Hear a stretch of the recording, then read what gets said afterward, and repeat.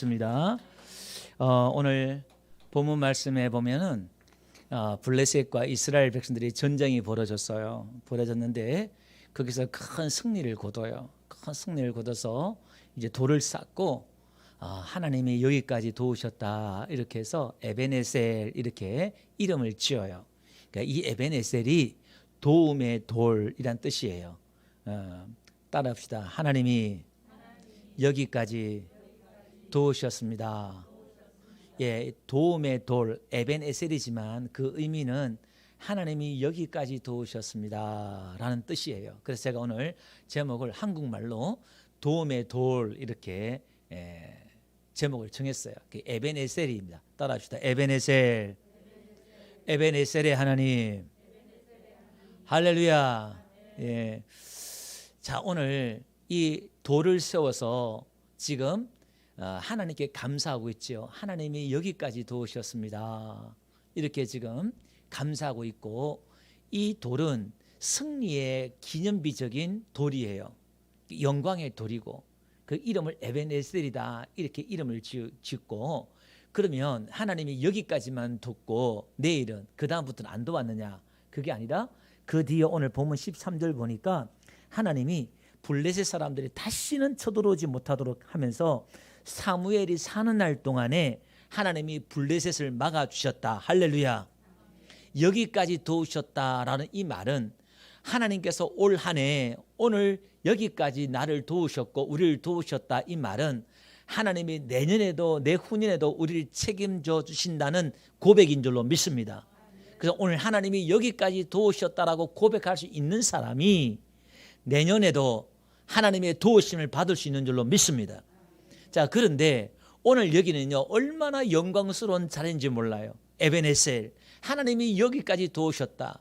영광의 자리요, 하나님 앞에 찬양의 자리요, 기념비 자리요, 승리의 자리입니다. 그런데 불과 앞에 4장에 가보면 이 에베네셀이 나와요. 그 에베네셀에서 어떤 일이 벌어지냐면은 이스라엘과 블레셋 사람들이 전쟁이 벌어졌어요. 전쟁이 벌어져서 이제 싸우는데 이스라엘 백성들이 이제 4,000명이 죽어요. 그러니까 이스라엘 백성들이 4,000명이 죽으니까 이제 장로들하고 이제 나이의 그 4장 1절에 가보니까 이스라엘 사람들이 이제 나가서 패하고 그들이 이제 의논합니다. 4장 3절에 가보니까 어찌하여 여호와께서 어찌하여 우리에게 블레셋 사람들 앞에 패하게 했나 이렇게 나오는데, 이 패하단 말이 치다 때리다 상하다 이런 말인데, 이 블레셋 사람들 적들 앞에 우리를 치셨나, 우리를 상하게 했나, 우리를 때리셨나 이렇게 말했단 말이에요. 그러면서 그들이 이제 우리가 실로에서, 이 실로라는 곳에 이제 성막이 있는 거예요. 거기서 언약궤를 가져와서 이제 그것으로 하여금 우리가 원수들 앞에서 구원하게 하자. 그리고 이제 법궤를, 언약궤를 가져옵니다. 그러니까 이제 이스라엘 백성들이 진중에서 이제 함성이 얼마나 크게 질렀던지 기가 살아서 이제 땅이 진동을 해요. 그게 블레셋 사람들이 깜짝 놀래요. 그들이 1차 한번 전쟁에서 승리를 했는데 지금 이스라엘 진영에서 큰 소리가 나니까 나중에 첩병을 보내서 알아보니까 뭐냐면은 언약궤가 들어온 거예요. 이들이 깜짝 놀라는 거예요. 야, 이 신이 이제 저 진중에 들어왔다. 야, 큰일 났다. 이게 이들이 누구냐? 광야에서 하나님이 애굽에서 그들을 구원해내셔서 그 신들을, 적들을 벌하신 그 신이 아니냐? 하지만 우리가 담대하고 대장부가 되자. 이스라엘 백성들처럼 우리가 종살이 안 하려고 그러면 우리가 대장부처럼 한번 싸우자. 그렇게 싸워요. 그렇게 싸워서, 아니, 언약궤를 가져오고 하나님 앞에 기도해서 우리가 싸웠으면 승리해야 되는데 거기서 3만 명이 또 죽네요. 그리고 언약궤를 또 빼앗겨버려요. 그리고 제사장의 아들인 홈리와 비나스가 또 죽어나가요. 이런 비참한 일들이 벌어져요. 그리고 거기서 어떻게 이제 그 소식을 엘리 제사장이 들어요. 나이가 이제 98세나 되어서 그 전장에서 그 소리를 듣고 몸이 비대하고 눈도 어둡고 몸이 비대하니까 그 소식을 듣고 놀래가지고 자빠져서 목이 부러져 죽어요. 또 비느하스의 아내는요, 아기를 놓다가 죽어가면서 그 소식을 듣고 아들의 이름을 이가봇이다, 하나님의 영광이 떠났다. 그렇게 이제 모든 것이 다 끝난 거예요. 이제 남편이 죽지요. 시아버지가 죽지요. 전장에서 피했다는 것이 포로를 의미하는 것이지요. 이게 보면 다 끝난 거예요. 절망적인 상황이 그 에베네셀에서 벌어집니다. 그리고 이제 이 법궤는 블레셋 땅에 들어가서 7개월이나 거기서 이제 있다가 나와요.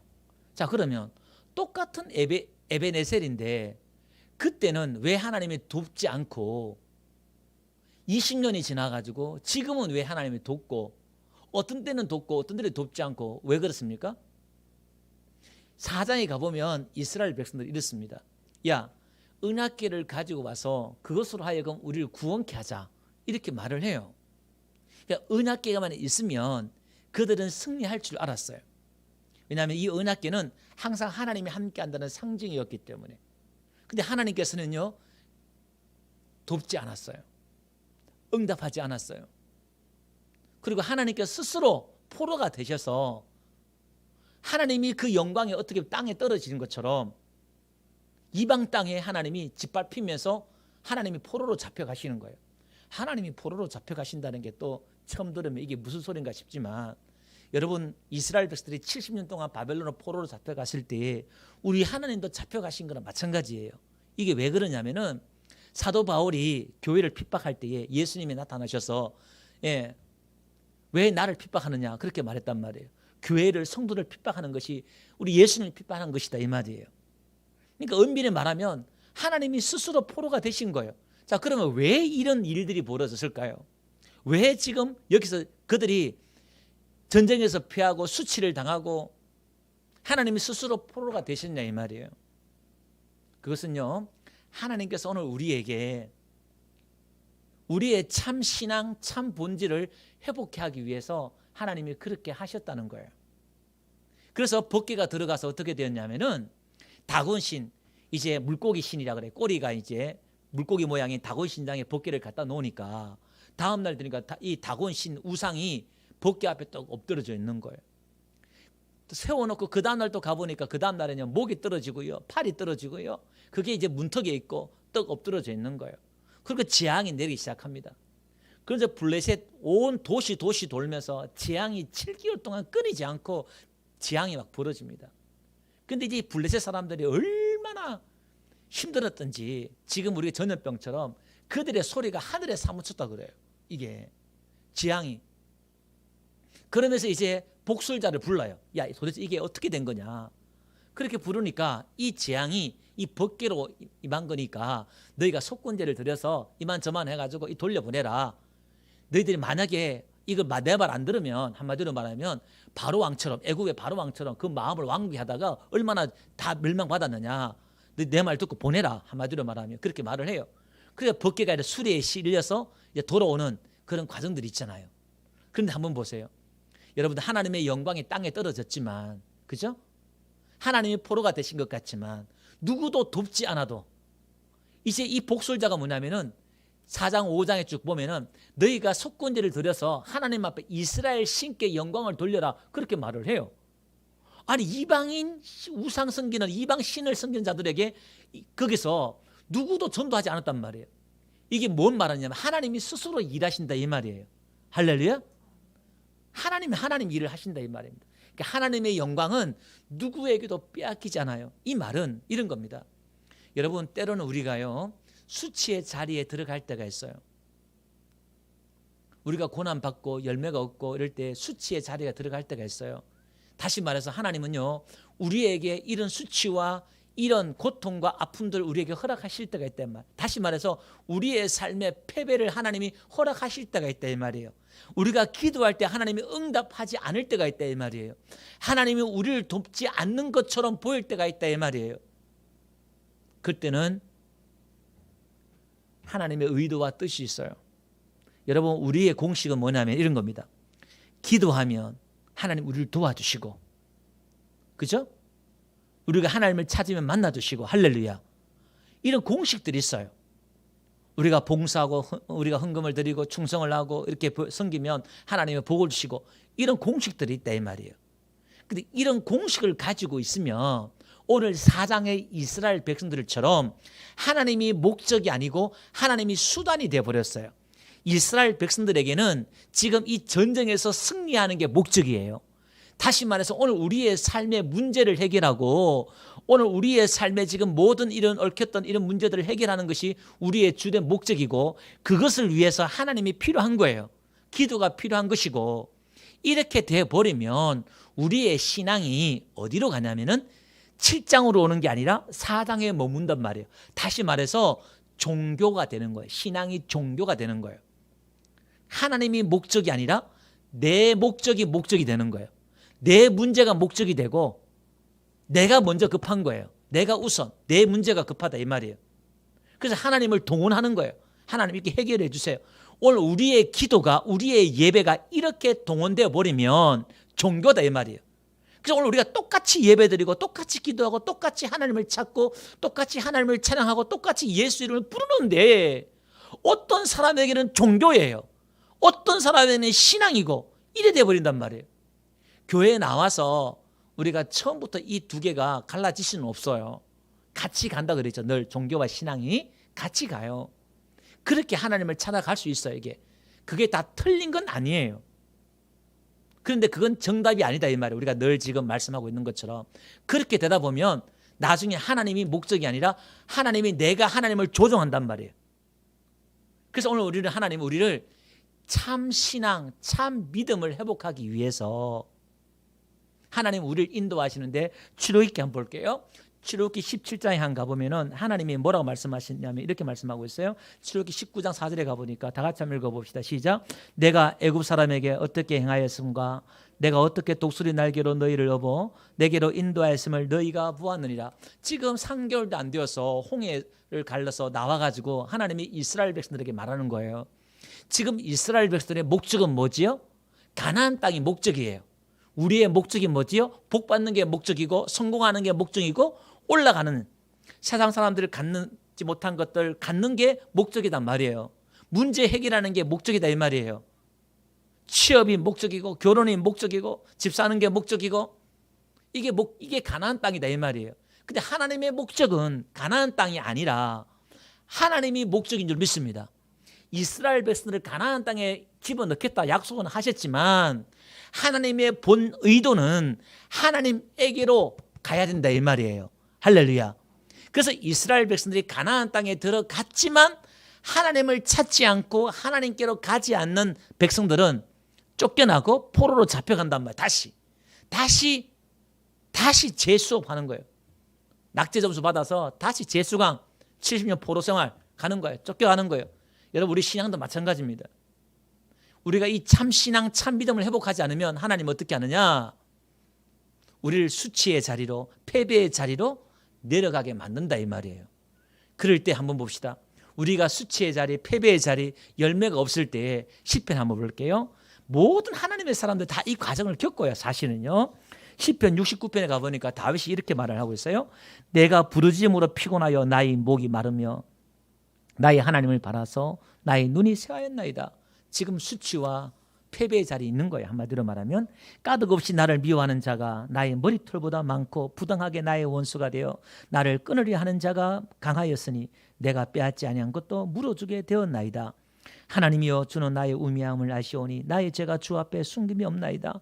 주 만군의 여호와여 주를 바라는 자들이 나를 인하여 수치를 당하게 하지 마옵시고. 예수 믿는 사람들이 하나님 교회 예수 믿는 사람들이 나 때문에 하나님 수치 당하지 않도록 해주세요. 왜냐하면 나에게 열매가 없으니까 이게 오히려 하나님 영광 가린다 이 말이에요.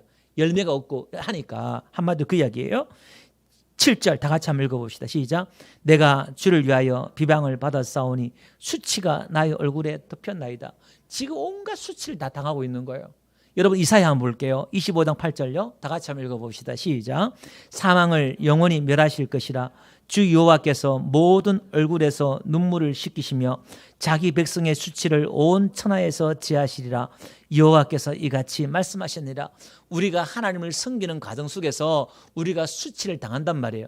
하나님은 스스로 자존심을 하나님이 짓밟는 거예요. 한마디로 말하면 이게 하나님 왜 교회에게, 왜 하나님의 백성들에게 이런 수모와 수치를 당하게 할까요? 어떻게 보면 하나님이 영광 가는 일을 하나님이 왜 허락하시고 겪게 하실까요? 하나님이 사랑하셔서 우리 교회를, 저와 여러분들을, 우리 성도들을 참 신앙으로 회복하기 위해서 그렇게 하나님 하신 줄 믿습니다. 자, 그렇게 그 수치와 그 아픔들을 겪고 있으면 이제 어떻게 되느냐? 이제 그 수치의 자리에서 이제 취하는 게 뭐냐면은 하나님만 찾게 돼 있어요. 여러분 나중에 복귀가 돌아와요. 복귀가 돌아오는데 여러분 베스메스에서 이제 복귀를 돌아보다가 안을 보다가 70명이 죽잖아요. 그래서 이스라엘 백성들이 야 기랏 여아림에 이제 복귀를 옮겨놔요. 기랏 여아림 복귀가 어디에 가야 되냐면은 실로에 가야 돼. 실로. 아까 실로에서 가져왔잖아요. 성막이 있는 곳 복귀는 거기 가야 되는데 기랏 여아림에 복귀를 갖다 놔요. 변방에다가 갖다 놓는다 이 말이에요. 한마디로 말하면. 그러니까 지금 한번 보세요. 7개월 동안 지금 하나님이 스스로 포로로 잡히셨다가 지금 기랏 여아림에서 20년 동안이나 이스라엘 진중에 이스라엘 백성들 가운데 못 들어오셔요. 하나님이 밖에 있다 이 말이에요. 지금 이 그림은 오늘 우리의 신앙을 지금 말하는 거예요. 지금 베스메스에서 사람들이 뭐 했냐? 복귀를 보고 시험 뒀단 말이에요. 70명이 죽어나가니까 하나님 믿다가 예수 믿다가 봉사하다가 열매가 없으니까 한마디로 시험 든 거예요. 그래서 기한 여아림에 사람 불러다가 야 너희들이 가져가라 이걸. 니나 가져가라. 나는 못하겠다. 십자가를 지라니까 어떻게 해요? 수치가 오고 열매가 없으니까 니나 가져가. 이러는 거예요. 한마디로 말하면. 여러분 오늘 우리의 억울함은 어디 있습니까?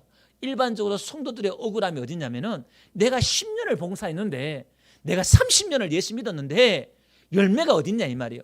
보상이 어디 있냐 이 말이에요. 그래서 우리는 어떻게 억울하고 어떻게 해요? 그 십자가 자리에서 에이 내가 할 만큼 해봤는데 없더라. 니나 가져라. 포기하는 사람들이 절반이 된다 이 말이에요. 그러면 오늘 저와 여러분들이요 우리의 수치의 자리, 우리의 패배의 자리 섰을 때에 여러분 당황하지 말고 그 자리에 있어도 괜찮아요. 그 자리에 있어도 괜찮아요. 여러분들이 그것을 해결하고 여러분들이 그것을 다 해결 안 해도 돼요. 여러분 우리가 정말 우리 앞에 세상이 우리 앞에 이 문제들이 내 앞에 있는 골리앗처럼 설 때가 있잖아요. 내 힘으로는 도저히 돌고 돌아도 무너지지 않는 여리고성처럼 견고한 해결되지 않는 풀리지 않는 그런 여리고성처럼 문제들이 우리에게 다가온단 말이에요. 세상이 그렇잖아요. 내가 아무리 달려가도 뛰어넘지 못하는 홍해처럼 세상은 그렇다 이 말이에요. 오늘 내 앞에 골리앗이나 풀지 못하는 여리고성이나 건드리지 못할 홍해 같은 문제들이 사람들이 사건들이 일들이 내 앞에 있다 할지라도 괜찮아요. 나에게 일어설 힘이 없다 할지라도 괜찮아요. 그냥 여러분 그 자리에 머무르도 괜찮아요. 여러분들이 해결하지 않아도 돼요. 주께서 일하실 줄 믿습니다. 그럼 오늘 우리가 그 자리에서 무엇을 회복해야 되냐 이 말이에요. 그 수치의 자리에서 패배의 자리에서 열매 없는 그 자리에서 억울할 게 아니라 여러분 예수 믿는 사람들에게는요 억울함이 없는 줄 믿습니다. 왜요? 오늘 우리의 보상은 우리의 상은 뭐냐면은 여러분 봅시다. 예수님이 하나님이 세상 그 어떤 것보다 귀하고 귀한 줄 믿습니다. 여러분 예수 그 이름보다 예수보다 더 위대하고 가치 있는 것이 없는 줄로 믿습니다. 이 정도는 교리적으로도 어느 정도 아멘 할 수 있지요. 나의 가슴적으로 못 느낀다 할지라도. 할렐루야. 수없이 찬양하고 설교 듣던 내용들이니까. 그러면 그 내용들을 오늘 우리는요 그 패배의 자리에서 실패의 자리에서 우리가 뭘 깨닫느냐, 세상 소망이 끊어지는 걸 느껴요. 그러면서 하늘의 그 소망을 가지고 야 하나님밖에 없구나, 예수님밖에 없구나, 본질을 찾게 됐다 이 말이에요. 할렐루야. 이스라엘 백성들이 지금 20년 동안 그들이 복귀가 있으니까 나중에 7장에 오니까 여호와에 향한 사모함이 있더라 이렇게 말해요. 그러니까 미스바 회개 운동이 벌어진다 이 말이에요.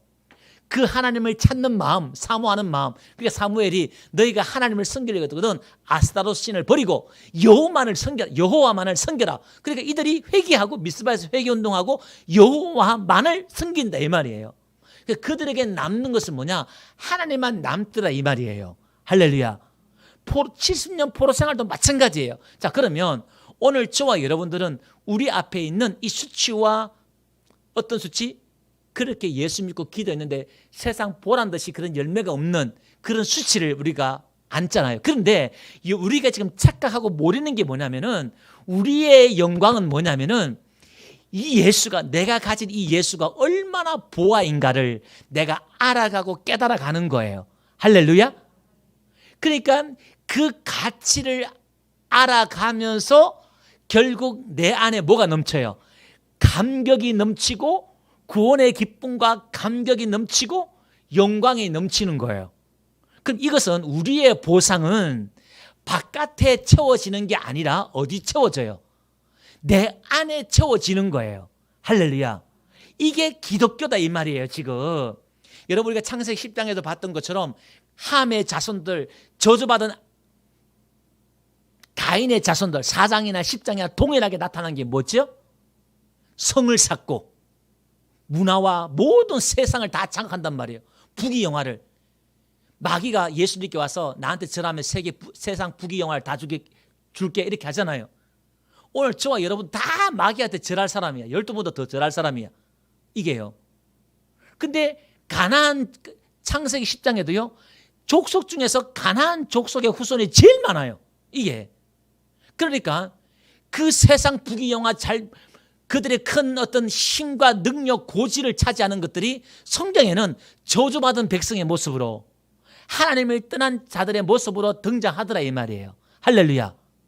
그러면 우리는 오늘 본질을 회복한단 말은 하나님을 만나고 하나님을 찾음으로 내 안에 감격과 기쁨을 누리는 거예요. 그래서 어떻게 해요? 세상 사람들이 나를 비웃고 조롱하고 한다 할지라도 그 앞에서 우리가 욕을 못하더라도 집에 와서 어떻게 해요? 상처받고 힘들면은 아휴 힘들면 그렇게 막말 안 하면 좋겠지만 아이고 불쌍한 것들 지옥 갈 것들 그 말 하고요. 그죠? 시간 웃는 거야 그냥. 하나님이 지금 우리가 수치를 당하는 것 같지만 하나님 우리의 눈물과 수치를 다 가르워 줄 날이 온다 하잖아요. 할렐루야. 그러니까 오늘 우리의 신앙은 이 내면의 감격과 기쁨을 자꾸 채워가는 거예요. 이게 우리의 보상이다 이 말이에요. 이걸 가진 사람은 세상 것 있고도 그렇게 해서 우리가 부자 되지 말라 갖지 말라 또 이렇게 나간 건 아니에요. 저는. 예. 그럼 이건 있고 없고는 상관없어요. 그냥 이거는 사실은 내 안에 이 기쁨이 있는 사람 할렐루야. 이 본질을 회복하는 사람 그죠? 그러니까 오늘 여러분들이 4장에서의 에베네셀 그러니까 7장에 이 에베네셀이라 이름을 지었는데 나중에 기록하면서 그 4장을 에베네셀이라 이름을 지었어요. 이렇게. 그러면 여러분이 4장의 에베네셀에서 머물 것이냐 똑같은 장소지만은 그 수치와 패배를 경험할 것이냐 아니면 하나님의 그 승리를 기념하고 하나님을 외칠 것이냐. 그래서 오늘 어떻게 해요? 여러분 내년에는 우리가 어떻게 해요? 세상에 나가서 세상이 많이 힘들고 어렵지만 어떻게 해요? 우리는요 외치는 거예요. 할렐루야. 하나님이 내 안에 있는 그 승리를 외치고 기쁨을 외치고 하나님이 도우셨다. 하나님이 도우실 것이다. 할렐루야. 여러분 많은 하나님의 사람들이 고난과 어려운 가운데서 한번 다윗이 절규하는 게 뭐지요? 자기를 돕는 사람이 없어요. 심지어 쉽게 말하면 친구도 요나단도 돕지 못하고 사무엘도 돕지 못하고 오늘날 말하면 목사님도 돕지 못하고 교회도 돕지 못하고 그래서 어떻게 해요? 망명까지 하잖아요. 쫓겨다니잖아요. 그렇지만 하나님이 다윗을 돕고 있는 줄 믿습니다. 할렐루야. 우리 눈에 안 보일 뿐이지 하나님이 돕고 있다 이 말이에요. 그래서 여러분들이 너무 절망하고 낙심하지 마시기 바랍니다. 할렐루야. 자, 우리 새해가 밝았습니다. 앞뒤로 인사합시다. 새해 복 많이 받으세요. 예, 새해 복 많이 받으세요. 새해가 왔습니다. 할렐루야. 이제 영신 예배 설교하겠습니다. 제가 송구 예배 드렸으니까 이제 영신 예배 새해를 맞이했으니까 새해가 왔으니까 자, 영신 예배 말씀을 제가 한마디로 말씀드릴게요. 자, 한번 보세요. 앞에 재밌는 것은요. 이방 복술자가 뭐라 말하면은 속건제를 드리라 이렇게 말해요. 여러분 너무 재밌는 게 뭐냐면은 이스라엘 5대 제사가 있잖아요. 번제, 그다음에 속제제, 속건제, 화목제, 또 그죠? 소제 이게 있어요. 나도 요제도 있지만은 5대 제사가 있다 이 말이에요. 근데 이 속건제라는 게 뭐냐면은 레위기에서 가 보면은 하나님의 성물을 부지 중에 자기가 잘못 건드거나 손을 뺐으면 5분의 1을 더해서 120%로 물어내는 거예요. 그게 이제 레위기에 나와요. 그 다음에 사람에게도 마찬가지예요. 내가 사람의 물건을 맡았다가 잊어먹거나 거짓말했거나 도둑질했거나 이렇게 하면은 그게 5분의 1을 더해서 갚아줘야 돼요. 그게 속건제예요. 120%예요. 근데 이거 사실 나중에 가보면은 부지 중에 우리가 알지 못한 죄도 예수님이 우리 죄를 사해 주신 줄 믿습니다.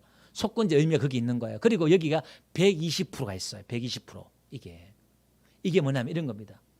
우리가 예수 안에 복음 안에 오면 잃어버렸지만 오늘 이 에베네셀의 수치와 부끄러움을 겪고 하나님의 영광이 떠나고 법궤가 지금 블레셋 땅에 가서 짓밟히는 것처럼, 하나님이 짓밟히는 것처럼, 교회가 짓밟히는 것처럼 여러분의 가정이 어려운 가운데 지금 수치와 어려움을 있는 것 같지만, 여러분 하나님을 찾으면, 여러분 본질을 회복하면 하나님께서 120% 회복시켜 주실 줄 믿습니다. 여러분 기독교의 회복은 뭐라 그랬어요? 원상복귀가 아니에요.